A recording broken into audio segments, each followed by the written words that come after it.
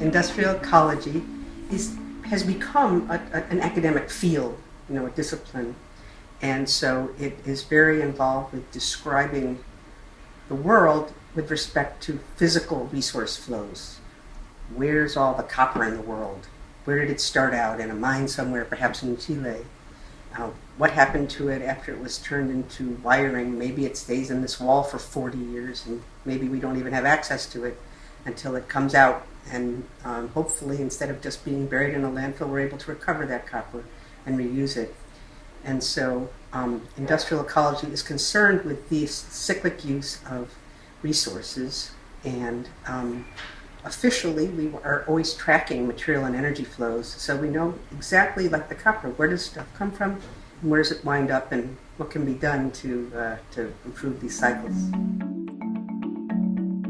Well, I think there are some basic principles here that we are in absolute agreement on, and so I don't think I think that's the same. I think what's different is kind of what our role is. I've learned in the last few days of being more exposed to the Ellen MacArthur Foundation and the way that they view the circular economy, that they're very passionate about business, they're very passionate about profits, and they take the word economy very seriously. An academic field doesn't compete with that, right? It just provides a lot of information and knowledge and synthesis and assessment that can be used by anyone, really. But in this case, it's very germane to the questions that have been asked, and by the approach that the circular economy folks are taking.